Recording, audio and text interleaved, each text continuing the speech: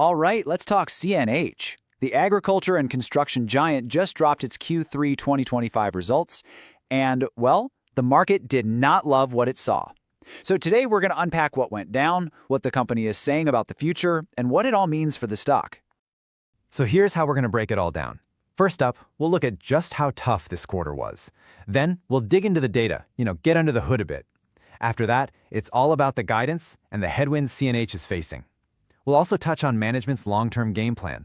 And finally, we'll wrap it all up with our own take, the next call. Okay, let's get right into it. The big story for CNH this quarter?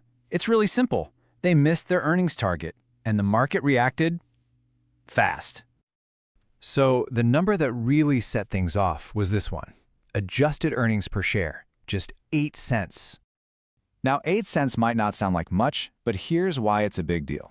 The street was looking for 13 cents. So yeah, that's not just a miss, it's a pretty wide gap. And you can bet that got everyone's attention, and not in a good way.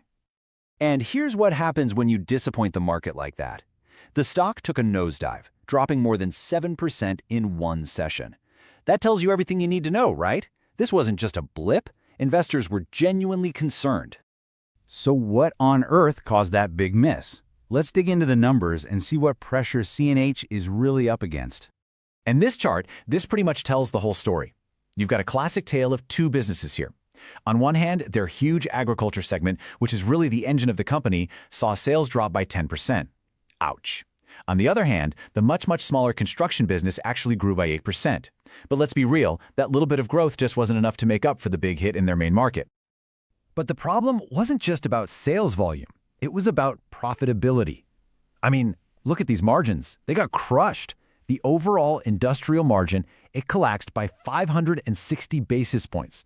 Now, for those of you keeping score at home, that's a massive 5.6 percentage point drop.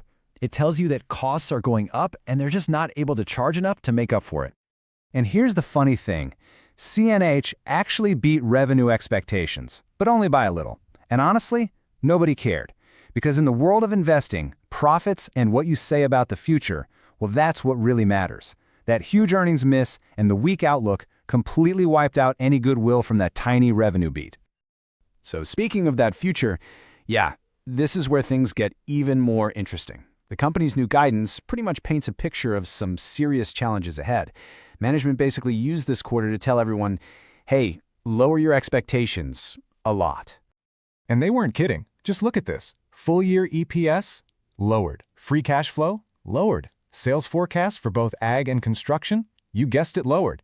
This is a clear signal that the problems we saw this quarter, they're not going away anytime soon. So why all the gloom and doom? Well, it's kind of like a perfect storm of problems. First, global demand for farm equipment is just weak right now. On top of that, dealers are trying to get rid of the tractors they already have on their lots, that's what we call destocking, so they're not ordering new ones. Throw in some issues with steel and aluminum tariffs driving up costs, and you've got a really tough environment. Okay, so with all that negativity, what's the game plan from management? Well, you could say they're playing both defense and offense. They're trying to manage this downturn in the short term, while also making some big moves to set themselves up for the future. And you can really hear that in this quote from the CEO, Garrett Marks. He basically said, look, things are slow right now, so we're using this time as an opportunity to build a better company. The message is pretty clear. We're going to use this downturn to get stronger, so when things turn around, we'll be ready. And it's not just talk either. They're putting their money where their mouth is. We're talking about a huge $5 billion investment in U.S. manufacturing and R&D. They're also getting leaner by closing a plant. They're beefing up their high-tech aftermarket parts business. And they're slowing down their own production lines to help those dealers sell off their existing inventory. These are all pretty smart, strategic moves. All right, so let's pull all this together. We've seen the bad quarter, the crushed margins, the lowered guidance, but also management's plan to fight back. So what's the final verdict? It's time for the next call. So here's the billion-dollar question, right? After that big stock drop, is all the bad news finally baked in? Is this the bottom? Or is there more pain to come? And here's something really telling. You can't just say, oh, the whole farm industry is down. Because it's not. The broader agribusiness market is basically flat over the last year. But CNH, it's down over 15%. That screams that there are CNH-specific problems here, not just an industry-wide slump. So here's how we see things playing out. Next quarter, yeah, they'll probably meet their new lower guidance. I mean, they set the bar pretty low, but those margin pressures aren't going anywhere. As for the stock price, we think it's going to be stuck in the mud for a while, just kind of range-bound. There's just no obvious good news on the horizon to push it higher.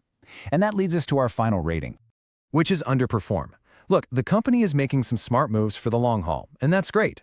But right now, the short-term problems, the headwinds, are just too powerful. We think those are going to weigh on the stock for a while. And of course, we have to end with this very important reminder. This is not financial advice. We're just breaking down the information. Always, always do your own research before making any investment decisions.